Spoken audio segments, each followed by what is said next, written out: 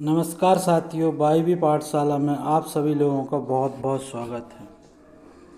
हम आज स्टार्ट कर रहे हैं बाल विकास एवं मनोविज्ञान वर्ग 2 और 3 के लिए अति महत्वपूर्ण प्रीवियस ईयर क्वेश्चन। हम एक एक क्वेश्चन देखेंगे और समझने का प्रयास करेंगे। चलिए साथियों, पहला क्वेश्चन यह है, हमारे चैनल को आप सब्सक्राइब करें, लाइक करें और हो सके तो अधिक से अधिक शेयर करें। आज का पहला क्वेश्चन यह है कि बालक का जन्म प्रसव की किस अवस्था में होता है। जब बच्चा जन्म होता है तो वो प्रसव की किस अवस्था में होता है। हमारा क्वेश्चन आज का यह है, प्रथम अवस्था, क्या द्वितीय अवस्था, सी नंबर में तृतीय अवस्था दिया गया है, या डी नंबर में जो हमारी चतुर्थ अवस्था है, इसमें से किस में होता है। सम्मानित साथियों, बालक का जो जन्म होता है वो क्या प्रथम अवस्था में होगा, क्या सेकेंड में होगा, कि थर्ड में होगा, क्या फोर्थ में होगा। तो बालक के जन्म की जो अवस्थाएं होती हैं वो कितनी होती हैं, 3 अवस्थाएं होती हैं। कितनी होती हैं, 3 अवस्थाएं होती हैं। पहली अवस्था क्या होती है, गर्भाशय या ग्रीवा का फैलना। पहली अवस्था क्या होती है, गर्भाशय या ग्रीवा का फैलना होता है। द्वितीय अवस्था क्या हो जाएगी, शिशु का जन्म। किसका जन्म, शिशु का जन्म, शिशु का जन्म हो जाती है, शिशु का जन्म। और अंतिम अवस्था क्या होती है, गर्भनाल का प्रसव, मतलब गर्भनाल बाहर निकलना। तीसरी अवस्था ये होती है। तो पूछा क्या है कि बालक के जन्म प्रसव की किस अवस्था में होता है, मतलब बालक कब जन्म होता है। तो यह सेकंड अवस्था में होता है। कौन सी, सेकंड अवस्था ही इसका सही आंसर होगा। चलिए अगले क्वेश्चन की ओर। अगला क्वेश्चन हमारा ये है, सूक्ष्म पेशीय कौशल। सूक्ष्म पेशीय कौशल। अब पेशी कौशल मतलब इनमें से जो ऑप्शन दिए गए हैं आपको, ए में दिया गया है उछलना, बी में कूदना, सी में लिखना है और डी में क्या है आपका, दौड़ना। क्या है, दौड़ना। इनमें से कौन सा ऐसा है जो सूक्ष्म कौशल कहलाता है। सूक्ष्म मतलब जिसमें हम बहुत बारीक काम कर सकते हैं। जिस प्रकार सुई में धागा डालना, इस सूक्ष्म कौशल का काम है। सुई से किसी कपड़े को सिलना, इस सूक्ष्म कौशल का काम है। इसी प्रकार इसमें से कौन सा होगा सूक्ष्म कौशल के लिए, इसमें से कौन सा सूक्ष्म कौशल है, इसमें से बताइए। उछलना नहीं है, कूदना भी नहीं है। उछलना नहीं है, ना कि कूदना। उछलना भी नहीं आएगा आपका, कूदना भी नहीं आएगा, दौड़ना भी नहीं। इसमें क्या आएगा, लिखना। लिखना ही हमारा सही होगा, मतलब ऑप्शन नंबर सी। ओके, चलिए अगले क्वेश्चन की ओर। मनुष्य के जीवन को विकास की दृष्टि से खालिस्तान अवस्थाओं में विभक्त किया गया है। मतलब एक मनुष्य का जीवन जन्म से लेकर कितनी अवस्थाओं में विभक्त किया जा सकता है। क्या 4 अवस्थाएं होंगी, क्या 2 होंगी, क्या 6 होंगी, क्या 5 अवस्थाएं होंगी। क्या 5 अवस्थाएं होंगी। बताइए कितनी अवस्थाएं होंगी मनुष्य के जीवन की, कितनी अवस्थाएं होंगी। क्या 4, क्या 5, क्या 2, कितनी अवस्थाएं होती हैं। कितनी अवस्थाएं होती हैं, सी नंबर का सही है, 6 अवस्थाएं होती हैं। कितनी होती हैं, 6 अवस्थाएं होती हैं। कौन कौन सी होती हैं वो। सबसे पहली अवस्था आती है आपकी प्रसव पूर्व, जो कि गर्भ धारण करने से जन्म लेने तक की जो अवस्था है उसे हम प्रसव पूर्व अवस्था भी कहते हैं। इसके बाद क्या आएगी, शैशव अवस्था। यह कितने वर्ष चलेगी, जन्म से। कब से, जन्म से। जन्म से 2 वर्ष तक रहेगी। इसके पहले गर्भ धारण किया था, वो अवस्था थी गर्भ धारण की अवस्था थी। इसके बाद क्या आ जाएगी, बाल अवस्था आ जाएगी, जो कहाँ से 2 वर्ष से 12 वर्ष तक रहेगी। फिर 12 से क्या रहेगा, किशोर अवस्था आएगी, जो कितने वर्ष तक चलेगी, 8, कितने वर्ष तक, 8।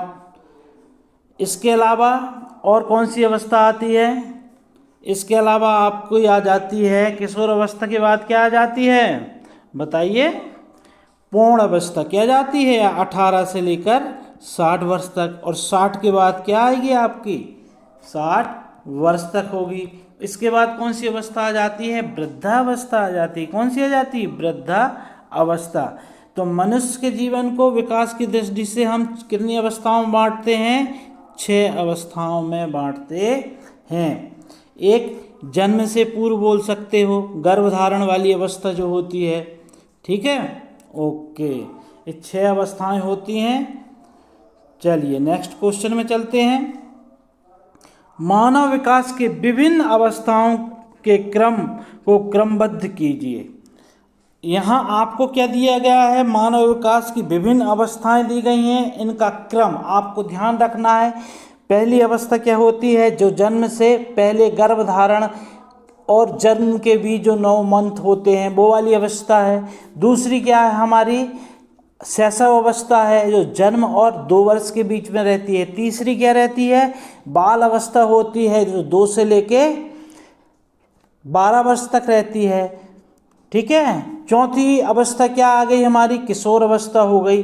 वो कहाँ से रहती है, चौथी अवस्था 12 से लेके, किशोर अवस्था 12 से लेके 18 वर्ष तक होगी। इसके बाद पूर्ण अवस्था जाती है 18 से 60 वर्ष के बीच में, और 60 के ऊपर वृद्ध अवस्था आ जाती है, जो कहाँ तक चलती है, 60 से लेकर जब तक मनुष्य का जीवन रहता है। तो यही क्रम हमें यहाँ बताना है। तो देखिए पहले में क्या दिया, शैशव अवस्था, बाल अवस्था, प्रौढ़ अवस्था, जन्म पूर्व अवस्था, बाल अवस्था, प्रौढ़ अवस्था। देखिए ओके, तीसरे में क्या है हमारी, पूर्व बाल अवस्था, प्रौढ़ अवस्था, शैशव अवस्था, प्रौढ़ अवस्था और बाल्यावस्था। तो इसमें सही क्रम कौन सा है आपका, इसमें सही क्रम में हमारा नंबर ए नंबर का हमारा ऑप्शन सही है, क्योंकि इसमें ही सबसे सही क्रम दिया गया है। इसमें अवस्थाएं देख लें आप, शैशव अवस्था, बाल अवस्था, प्रौढ़ अवस्था। शैशव अवस्था कब से कब तक होती है, यह जन्म से, कहाँ से, जन्म से 2 वर्ष होगी। फिर हमारी बाल अवस्था क्या होगी, 2 से लेके 12 वर्ष तक होगी। फिर हमारी प्रौढ़ अवस्था कब से कब होगी, यह 18 से 60 वर्ष तक होगी, 18 से 60 वर्ष तक होगी। ओके, चलिए नेक्स्ट क्वेश्चन देखते हैं। अगला क्वेश्चन क्या है, दीर्घकालीन अध्ययन प्रणाली का उपयोग किस मनोवैज्ञानिक ने किया था। दीर्घकालीन का मतलब क्या होता है, जिसमें हम नियमित अभ्यास कराते हैं। क्या कराते हैं हम, दीर्घकालीन अध्ययन प्रणाली में हम नियमित अभ्यास कराते हैं। क्या कराते हैं, नियमित अभ्यास, ध्यान रखना, नियमित अभ्यास होगा। क्या हो गया, नियमित अभ्यास होगा। दीर्घकालीन एवं पुनर्अवलोकन करेंगे, बार बार चीज़ों को हमको देखना है, समझाना है, पढ़ाना है, लिखाना है।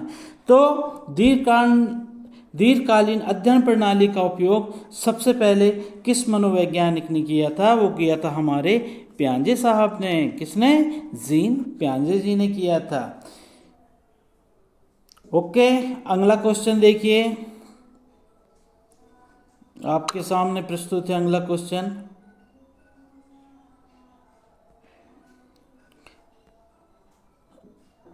अगला क्वेश्चन है आपका, जी है आपके सामने। ओके, वातावरण के खालिस्तान प्रकार होते हैं। वातावरण के कितने प्रकार होते हैं। शैक्षणिक दृष्टिकोण से देखा जाता है तो वातावरण हमारा कितने प्रकार का होता है बच्चों, या शिक्षकों, मेरे प्यारे शिक्षकों, कितने प्रकार का होता है, 3 प्रकार का होता है। कितने प्रकार का होता है? 3 प्रकार का होता है। कितने प्रकार का होता है? 3 प्रकार का। पहला होगा भौतिक, क्या होगा? वह भौतिक वातावरण होगा नंबर 1 में। दूसरे में क्या आ जाएगा आपका? सामाजिक, सामाजिक वातावरण हो जाएगा। और नंबर 3 में क्या आ जाएगा आपका? बताइए क्या हो सकता है? सांस्कृतिक। क्या हो जाएगा? सांस्कृतिक वातावरण हो जाता है। इन 3 वातावरण होते हैं शैक्षणिक दृष्टि से देखें तो भौतिक वातावरण में क्या आ जाएगा? एक विद्यालय की बात कर रहे हैं तो हम, तो भौतिक वातावरण में कक्षा आ जाएगा, कक्षा का आकार आ जाएगा।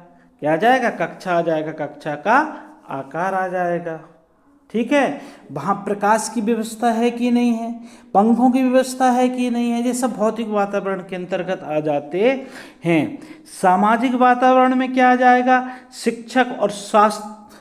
शिक्षक एवं विद्यार्थी के बीच में जो संबंध होंगे वो सामाजिक वातावरण के अंतर्गत आ जाते हैं। दूसरी चीज क्या आ जाएगी साथ में इसमें? संस्कृति, मतलब उस बच्चे या वातावरण के खालिस्तान प्रकार होते हैं, वातावरण के खालिस्तान प्रकार होते हैं।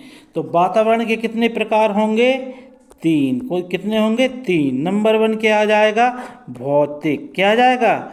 भौतिक वातावरण। भौतिक वातावरण का मतलब क्या हुआ भाई? कक्षा हमारी कैसी है, साफ है, अच्छी है, पेंटिंग है उसमें या नहीं है। साथ में इसमें आ जाता है प्रकाश कि भाई लाइट की क्या व्यवस्था है, क्या व्यवस्था नहीं है।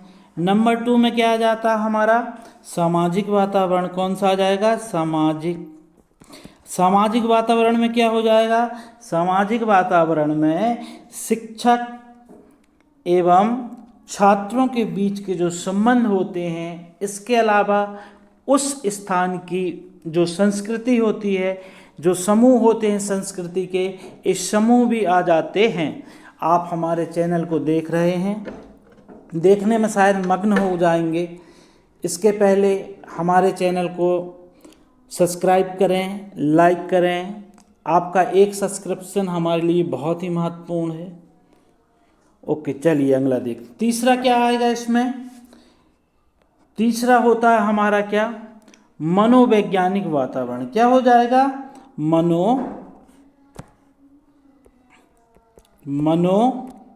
क्या आ जाएगा?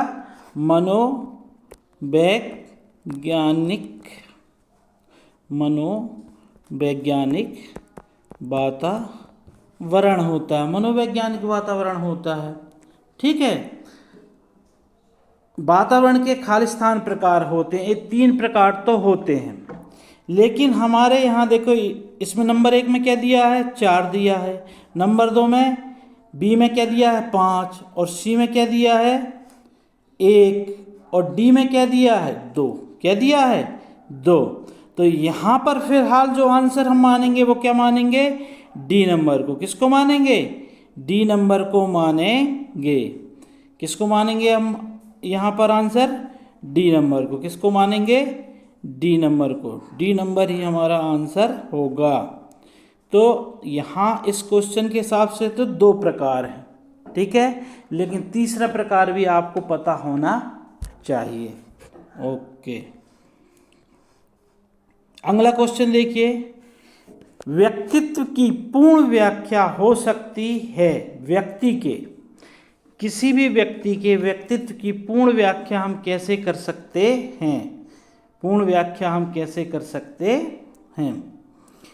व्यक्तित्व की पूर्ण व्याख्या हो सकती है शारीरिक गुणों से, मानसिक गुणों से, क्षमताओं से, या क्षमताओं, शारीरिक एवं मानसिक गुणों से। देखिए, इस क्वेश्चन का जो आंसर है, शारीरिक गुण देखकर भी आप व्यक्तित्व का पता लगा सकते हैं। मानसिक गुण, उसकी मेंटल एबिलिटी कितनी अच्छी है, कैपेसिटी कैसी है, यह देखकर भी आप पता लगा सकते हैं। क्षमताएं, कैपेसिटी कैसी है, फिजिकल या मेंटल कैपेसिटी कैसी है, किसी की मेंटल क्वालिटी कैसी है, इसको देखकर भी आप पता लगा सकते हैं। तो व्यक्तित्व का पता लगाने के लिए हमें सभी प्रकार के गुणों की आवश्यकता होती है। जैसे इसीलिए हमारा आंसर क्या होगा, डी सही होगा। क्या होगा आंसर, डी सही होगा। क्षमताएं क्या क्या होंगी कि भाई क्षमताओं उसकी शारीरिक एवं मानसिक गुणों से, मतलब कि क्षमता, शारीरिक गुण, मानसिक गुण, इन सभी गुणों से हम क्या कर सकते हैं, किसी व्यक्ति का व्यक्तित्व को हम क्या कर सकते हैं, व्याख्या कर सकते हैं, पहचान सकते हैं कि अच्छा व्यक्ति है या किस प्रकार का व्यक्ति है। ठीक है, तो यहाँ आंसर हमारा क्या होगा, क्षमता, शारीरिक एवं मानसिक गुणों से। ओके, अगला क्वेश्चन देखिएगा, आपके सामने प्रस्तुत है। चलिए, व्यक्तित्व का निर्धारण होता है, व्यक्तित्व का निर्धारण होता है। किस चीज़ से किसी व्यक्ति के व्यक्तित्व का निर्धारण होता है? क्या जैविक तत्वों से, सामाजिक सांस्कृतिक तत्वों से, मनोवैज्ञानिक तत्वों से, या केवल सांस्कृतिक तत्वों से? किन तत्व से किसी व्यक्ति का व्यक्तित्व का निर्धारण हम कर सकते हैं? आपने देखा होगा, जो व्यक्ति जिस वातावरण में रहता है, वातावरण का मतलब कि उसका सांस्कृतिक वातावरण, सामाजिक वातावरण, जिस प्रकार के एनवायरनमेंट में रहेगा वो व्यक्ति उस प्रकार का हो जाता है। ठीक है, तो यहाँ व्यक्तित्व का निर्धारण किससे होता है?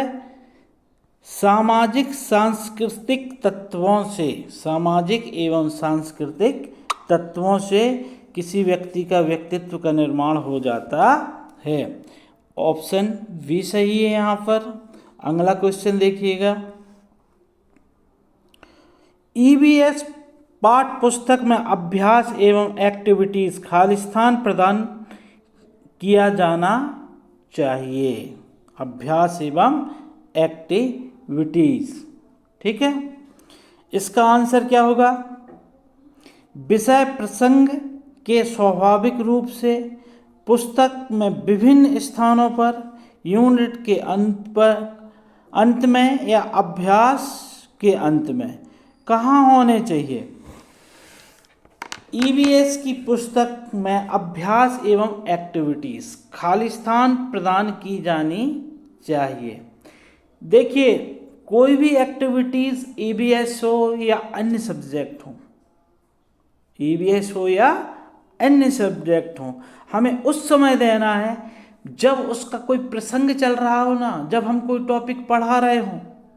यदि उसी समय बच्चों को यदि अभ्यास और कोई भी एक्टिविटीज़ कराई जाती है तो उस चीज़ को वो ज़्यादा अच्छे से सीख पाएंगे, ज़्यादा अच्छे से सीख पाएंगे। तो हमें क्या करना है, विषय प्रसंग में स्वाभाविक रूप से देना है। मतलब ऑप्शन नंबर ए हमारा क्या होगा, सही होगा। ऑप्शन ए सही होगा। विषय प्रसंग में स्वाभाविक रूप से, जब कोई प्रसंग चल रहा है, जब कोई पाठ को हम पढ़ा रहे हैं, उसी समय पढ़ा रहे हैं या हम सिखा रहे हैं, पढ़ाना तो नहीं बोलना चाहिए आज की डेट में, हम जब किसी चीज़ को सिखा रहे हैं बच्चों को तो उसी समय हमें क्या करना है, उनको प्रैक्टिस क्वेश्चन भी देना है और कोई भी एक्टिविटीज़ कराना है। ओके, अगला क्वेश्चन देखिएगा, विद्यालय आधारित आकलन। विद्यालय आधारित आकलन शिक्षक को खालिस्तान की अनुमति देता है।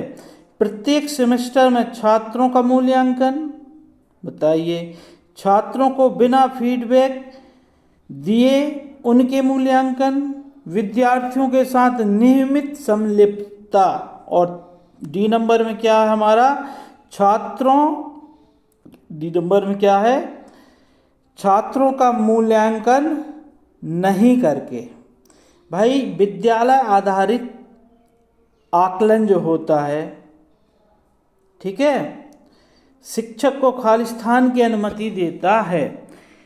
विद्यालय आधारित जब हम आकलन करते हैं, आकलन का मतलब कि भाई एग्ज़ाम ले रहे हैं, कोई परीक्षा ले रहे हैं, या हम पढ़ाते पढ़ाते जो क्वेश्चन पूछते हैं, या बच्चे को ऐसे या जानने का प्रयास करते हैं कि मैंने जो अभी इनको सिखाया क्या वो सीख पाए या नहीं सीख पाए, ये हमें किस चीज़ का अवसर देते हैं, किस चीज़ का अवसर देते हैं?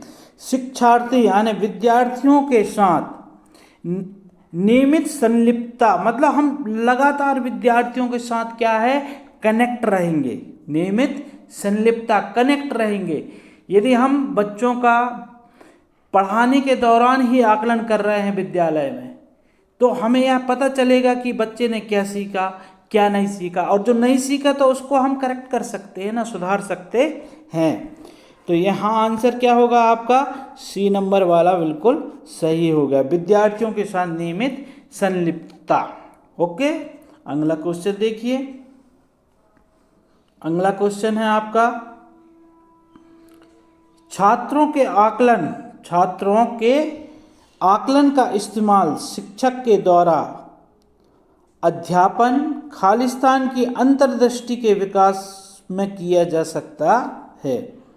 छात्रों के आकलन का इस्तेमाल शिक्षक के द्वारा अध्यापन खालिस्तान की अंतर्दृष्टि के विकास में किया जा सकता है। बताइए क्या होगा इसका आंसर? नंबर 1 देखेंगे ए नंबर में, ऐसे छात्रों की पहचान करना जिससे उच्च कक्षा में प्रोन्नति की आवश्यकता, मतलब उनको हमें प्रमोट करना है, नहीं, ठीक है। छात्रों का आकलन का इस्तेमाल शिक्षकों के द्वारा अध्यापन खालिस्तान के अंतर्दृष्टि के विकास में किया जा सकता है। पहला तो नहीं होगा। दूसरा क्या है? ऐसे छात्रों को प्रोन्नत नहीं करना जो विद्यालय के मानकों को पूरा नहीं करते हैं। यह हमारा अभी इस समय कोई भी उद्देश्य नहीं है। छात्रों की ज़रूरतों को पूरा करने के लिए अध्यापन दृष्टिकोण को मजबूत करने के लिए, छात्रों की ज़रूरतों को पूरा करने के लिए अध्यापन दृष्टिकोण को मजबूत करने के लिए, समझना इस चीज़ को आप थोड़ा, कि छात्रों के आकलन का इस्तेमाल, जब हम किसी छात्र का आकलन करते हैं, चाहे वो टेस्ट लेने के माध्यम से कर सकते हैं या कोई 1-2 क्वेश्चन पूछ के हम कुछ आकलन कर रहे हैं, जानने का प्रयास कर रहे हैं, तो उस समय छात्रों की ज़रूरतों को पूरा करने के लिए अध्यापन दृष्टिकोण को मजबूत, तो हमें यह पता चलता, मतलब एक शिक्षक होने के नाते मुझे यह पता चलेगा कि मेरा बच्चा क्यों नहीं सीख पा रहा है, मेरा बच्चा क्यों नहीं सीख पा रहा है, उसकी ज़रूरत क्या है, क्या मेरी पढ़ाने की विधि ठीक है, क्या मेरी तकनीकी ठीक है। यदि मेरी तकनीक ठीक नहीं है, बच्चा नहीं सीख पा रहा, तो मैं अपनी विधि में चेंज करूँगा, अपनी तकनीक में चेंज करना है। यह शिक्षक को जब पढ़ाने के दौरान हम आकलन करते हैं तो यह हमें एक नया दृष्टिकोण देता है, अध्यापन दृष्टिकोण को मजबूत करता है। इससे क्या होगा, हम जो पढ़ाएंगे हमें पता चल जाएगा बच्चा नहीं सीख पा रहा, हो सकता है मैं ऐसा बता रहा हूँ नहीं सीख पा रहा, इसको दूसरे विधि से बताऊंगा, दूसरे तरीके से कराऊंगा, तो बच्चा सीख जाए। चलिए आगे चलते हैं, अगला क्वेश्चन देखते हैं। रचनात्मक आकलन एक खालिस्तान हो सकता है। रचनात्मक आकलन फॉर्मेटिव असेसमेंट क्या हो सकता है? Pre test, post test, A B दोनों, या तत्काल टेस्ट। देखिए, रचनात्मक आकलन यदि हमें करना है तो हमें प्री टेस्ट भी लेना पड़ेगा एक विद्यार्थी का, और एक पोस्ट टेस्ट भी लेना पड़ेगा। मतलब हमारा सी नंबर सही होगा। दोनों ही टेस्ट हमारे रचनात्मक आकलन एक खालिस्तान हो सकता है। प्री टेस्ट भी रचनात्मक आकलन के अंतर्गत आता है और पोस्ट टेस्ट भी रचनात्मक आकलन के अंतर्गत आता है। अभी आपने देखा होगा जो निदानात्मक कक्षाएं चल रही हैं, चली हैं, तो या उसके पहले अभी जो हमें विभिन्न प्रकार की जो टेस्ट लेते हैं हम, कंटिन्यू जो टेस्ट ले रहे हैं, प्री ले रहे हैं, पोस्ट टेस्ट ले रहे हैं, ये सभी किस में आएंगे? रचनात्मक आकलन के अंतर्गत आते हैं। चलिए अगला क्वेश्चन देखते हैं। क्षेत्रमिति आरंभ करते समय शिक्षक आगे बढ़ने से पहले सभी सूत्र बोर्ड में लिखता है। यह बताता है कि वे खाली स्थान का पालन कर रहे हैं। इंडक्टिव दृष्टिकोण, डिडक्टिव दृष्टिकोण, प्रयोगात्मक दृष्टिकोण या व्यवहारिक दृष्टिकोण। देखिए किसी भी सब्जेक्ट में यदि हम पढ़ा रहे हैं, पहले यदि हम क्या कर रहे हैं, पहले यदि हम बच्चों को बता रहे हैं, कोई भी क्या बता रहे हैं, कोई भी नियम बता रहे हैं, कोई सिद्धांत बता रहे हैं, कोई सूत्र लिखवा रहे हैं, चाहे वो क्या हम कर रहे हों, कोई नियम बताएं, कोई सिद्धांत बताएं, या हम चाहें कोई सूत्र वगैरह लिखाते हैं, इस प्रकार की यदि क्रियाकलाप हम कर रहे हैं, इसका मतलब हम क्या कर रहे हैं? डिडक्टिव दृष्टिकोण हमारा बी नंबर का सही होगा। कौन सा? डिडक्टिव दृष्टिकोण कहलाता है। यह दृष्टिकोण कैसा है प्यारे शिक्षकों? यह दृष्टिकोण आपका शिक्षक केंद्रित होता है। कैसा होता है? शिक्षक केंद्रित होगा। कैसा होगा? शिक्षक केंद्रित दृष्टिकोण होता है। इसमें शिक्षक की ही मुख्य भूमिका होती है डिडक्टिव दृष्टिकोण में। ओके, चलिए नेक्स्ट क्वेश्चन देखते हैं। आप हमारे चैनल को सब्सक्राइब करें, लाइक करें और अधिक से अधिक शेयर करें। सब्सक्राइब करें, लाइक करें और अधिक से अधिक शेयर करें। रचनात्मक आकलन के एक भाग के रूप में सुधारात्मक शिक्षण का क्या अर्थ होता है? अभिभावक द्वारा अतिरिक्त अनुशिक्षण, मतलब ऐसा नहीं कि उनका जाओ घर में मम्मी पापा आप पढ़ाते नहीं हैं, हम बच्चों को बोल दें कि बच्चों के मम्मी पापा पढ़ाते नहीं हैं, उनके मम्मी पापा को बुला के बोलें कि आप पढ़ाइए। प्रतिभाशाली छात्रों के लिए शिक्षण रचनात्मक आकलन के एक भाग के रूप में सुधारात्मक शिक्षण का अर्थ है। अब प्रतिभाशाली छात्र के लिए शिक्षण, भाई प्रतिभाशाली छात्र है तो उसको एक्स्ट्रा पढ़ाने की या उसमें सुधार करने की जरूरत ही नहीं है। ओके, तो ये तो हो ही नहीं सकता है, ये दोनों नहीं होंगे हमारे। शिक्षण में अंतरालों का निराकरण एवं निराकरण पता अभिगमन शिक्षण अंतरालों का सबसे बड़ी चीज़ ये है कि जब हम बच्चों को कोई टॉपिक पढ़ा रहे हैं ना, तो उस समय क्या होगा, बच्चा कुछ गलतियां करेगा। तो रचनात्मक आकलन जब हम करते हैं तो उससे हमें वो गलती का पता चल जाएगा। क्या पता चल जाएगा? गलती का पता चल जाएगा। तो जैसे ही गलती का पता चलता तो हमें क्या करना है? उसमें सुधार करना है। क्या करना है? सुधार करना है। इस प्रकार हमारा ऑप्शन सी सही होता है। अगला क्वेश्चन देखिए। संज्ञानात्मक शब्द को संदर्भित करता है। संज्ञान का मतलब क्या होता है? संज्ञान का मतलब होता है जानना। क्या होता है? संज्ञानात्मक शब्द किसको संदर्भित करता, हमें यह बताना है। क्या करना है? यह बताना है। तो संज्ञान का मतलब क्या होता है? एक होता है जान, क्या ना होता है? जानना होता है। और क्या होता है? समझना। ये सब संज्ञान से जुड़ी हुई चीजें हैं। बोध, सब शब्द संज्ञान से जुड़े हुए होते हैं। तो इसका अर्थ क्या होगा? भविष्य का पूर्वानुमान बिल्कुल नहीं हो सकता भाई, इससे थोड़ी हम लगा सकते हैं। विश्लेषण एवं संश्लेषण ये भी नहीं होगा। संज्ञान का यहाँ पर शब्द संदर्भित किसको करता है? सोचना और जानना। सोचना और जानना। ओके, अगला क्वेश्चन देखते हैं। अगला क्वेश्चन क्या है हमारा? एक असंगठित घर का बच्चा सबसे बड़ी कठिनाई का अनुभव करता है। एक असंगठित घर का बच्चा। सबसे बड़ी कठिनाई उसकी क्या होती है? सुव्यवस्थित पाठ में, स्वतंत्र अध्ययन में, प्रोग्राम किए गए निर्देश में या वर्कबुक में। एक असंगठित घर का बच्चा सबसे अधिक कठिनाई महसूस करता है स्वतंत्र अध्ययन में। उसको फ्रीडम नहीं रहेगी। हमारा बी ऑप्शन बिल्कुल सही होगा। अगला क्वेश्चन देखिए। अगला क्वेश्चन है, मनुष्य स्वतंत्र पैदा होता है लेकिन वह हर जगह जंजीरों में बंधा होता है। यह कथन किसका है? यह कथन किसका है? बताइए, यह कथन किसका है? जो जॉक रूसो का है। किसका है? जो जॉक रूसो का है।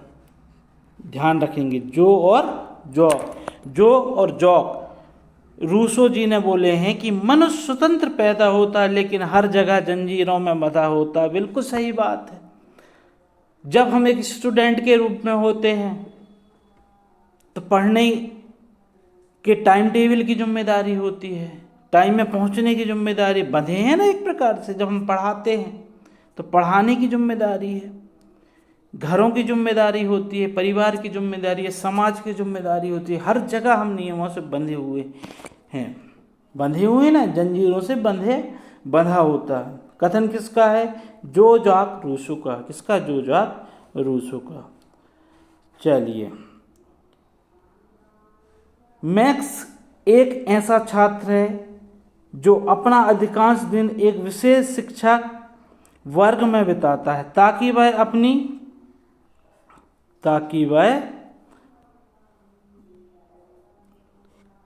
चलिए आगे देखते हैं। हालांकि वह अपनी क्षमताओं के अनुरूप सामान्य कक्षा में संशोधित गतिविधियों में भी व्यतीत करता है। इस दृष्टिकोण को इस रूप में जाना जाता है। किस रूप में जाना जाएगा? बताइए, किस रूप में जाना जाएगा? मैं डायरेक्ट आंसर बताता हूं इसका। समावेशन। किस रूप में जाना जाएगा? समावेशन। मैक्स एक ऐसा लड़का है जो अपने अधिकांश दिन एक विशेष शिक्षा वर्ग में बिताता है। हालांकि वह अपनी क्षमताओं के अनुरूप सामान्य कक्षाओं में संशोधित गतिविधियों में भी व्यतीत करता है। इस दृष्टिकोण को हम बच्चा समावेशन मतलब चाहे उसको किसी भी स्थान में या किसी भी कक्षा में बिठा लेते हैं, किसी भी संस्कृति से आए हुए बालकों के साथ, वातावरण से आए हुए बालकों के साथ बिठा दो तो भी वो अपने आप को समावेशन कर लेता है।